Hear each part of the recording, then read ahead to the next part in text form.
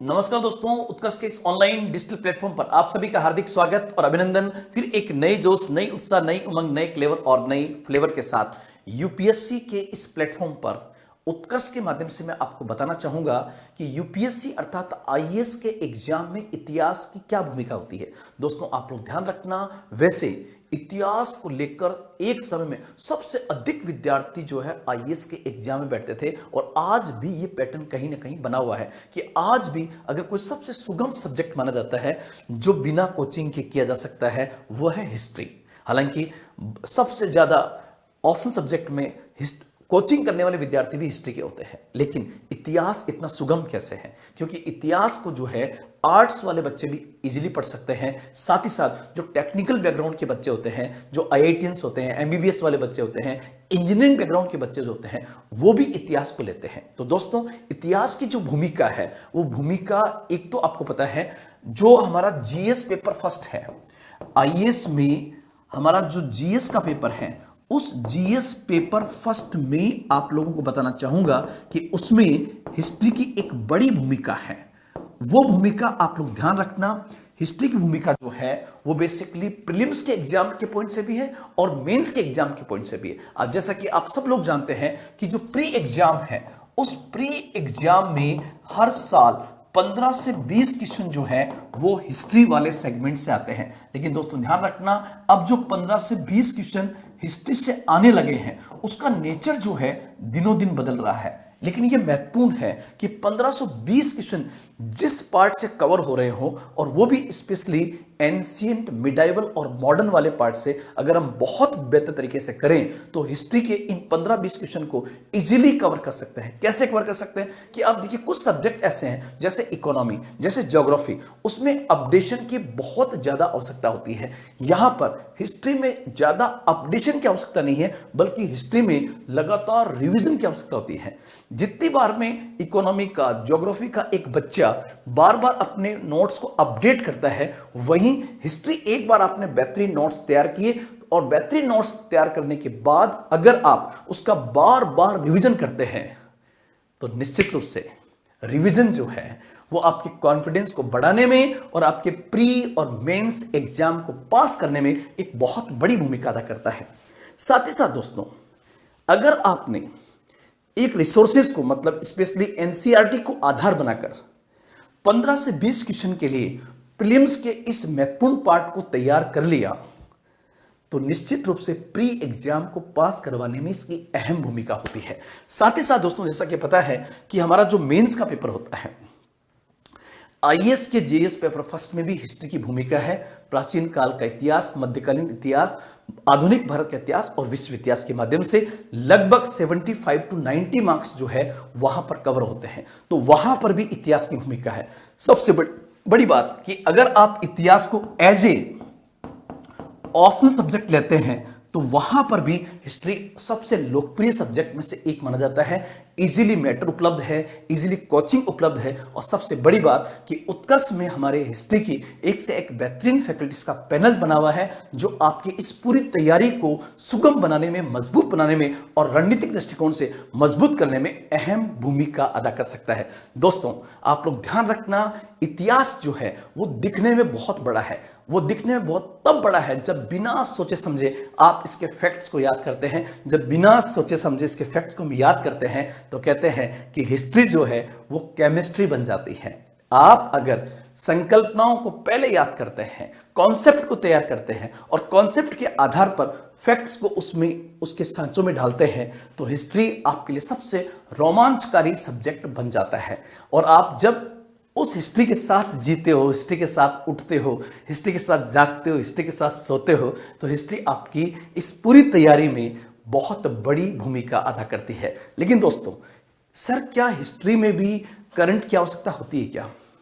History में current की आवश्यकता नहीं होती है, बल्कि हिस्ट्री को करंट के साथ जोड़कर पढ़ने की आवश्यकता होती है। सर कैसे? जैसे आप देखोगे इस बार हमारी जो नई संसद सेंट्रल विस्टा का जो उद्घाटन हुआ 28 मई को वीडी सावरकर के जन्म दिवस के अवसर पर, तो आप लोग ध्यान रखना वीडी सावरकर से एग्जाम में प्रश्न बनने की संभावनाएं बहुत बढ़ जाती है, तो आप उसको वहां से अपडेट कीजिए। साथ ही साथ 2023 में स्वामी दयानंद सरस्वती की 200वीं जयंती मनाई गई तो वहां से प्रश्न बनने की संभावना पूरी होगी। 1923 में स्वराज पार्टी के 2023 में 100 वर्ष पूरे हो रहे हैं तो स्वराज पार्टी से प्रश्न बनने की संभावना पूरी है। साथ ही साथ रविन्द्रनाथ टैगोर के जन्म स्थान जो है शांति निकेतन को यूनेस्को की विश्व धरोहर सूची में शामिल किया गया है। शांति निकेतन से प्रश्न बन सकता है, गीतांजलि से प्रश्न बन सकता है।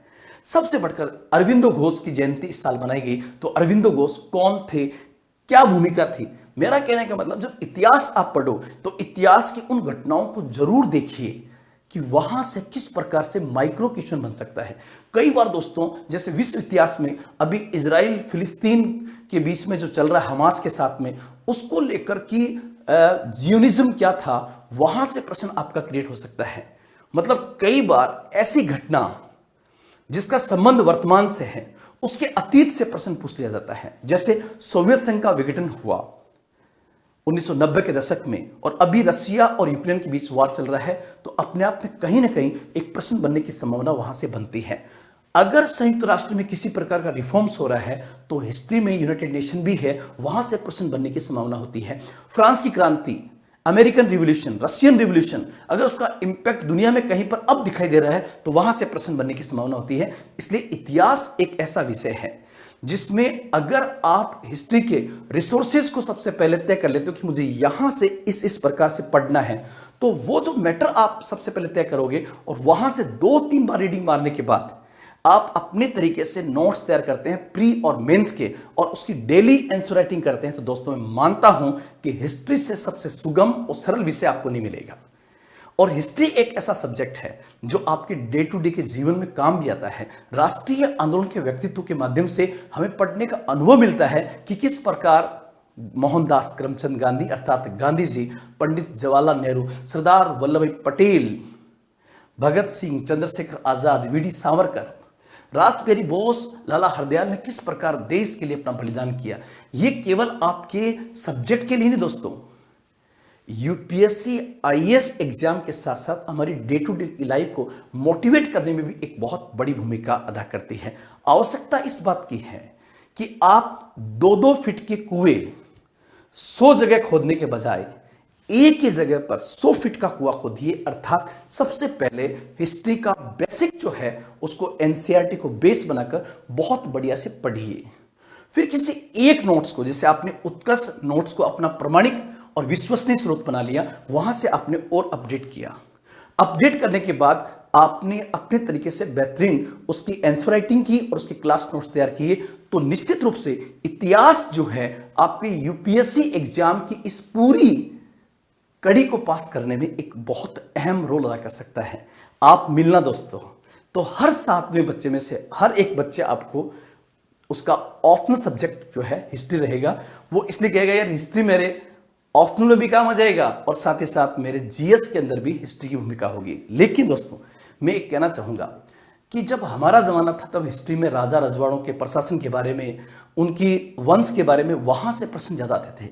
लेकिन जो लेटेस्ट दौर है जिसमें एग्जाम में क्वेश्चन जो है वो कला और संस्कृति से सबसे अधिक प्रश्न पूछे जाते हैं। और कला और संस्कृति जो है, इतिहास में कला और संस्कृति की भूमिका लगातार बढ़ रही है, इसलिए आप उसमें कला और संस्कृति पर सबसे अधिक फोकस कीजिए। अगर उस पार्ट को आप फोकस करते हो तो निश्चित रूप से इतिहास आपकी आईएएस की इस पूरी जर्नी में आपको पास करवाने में, आपके इंटरव्यू में आपके नॉलेज को बढ़ाने में एक बहुत बड़ी भूमिका अदा कर सकता है। और ज्यादातर जो इंटरव्यू पैनल में लोग आते हैं वो भी कहीं ना कहीं हिस्ट्री से जुड़े होते हैं। हिस्ट्री की घटनाएं कहीं ना कहीं सामने आती रहती है और जिसकी हिस्ट्री अच्छी होती है उसकी ज्योग्राफी भी आसान हो जाती है जब वो ज्योग्राफी वाले पार्ट को तैयार करता है। तो इसलिए दोस्तों आप लोग ध्यान रखना, इतिहास की बड़ी भूमिका है। और इसी के साथ साथ मैं आपको इन्फॉर्म देना चाहूंगा, नया साल नया जोश, कीजिए एक नई शुरुआत। सर किस चीज की शुरुआत? तो ध्यान रखना, न्यू ईयर महाबचत ऑफर जो 29 दिसंबर 2023 से 2 जनवरी 2024 तक है। सर इसमें क्या मिलेगा? तो आप लोग ध्यान रखना, 90% तक का डिस्काउंट इसमें आपको दिया जा रहा है। सर किस पर?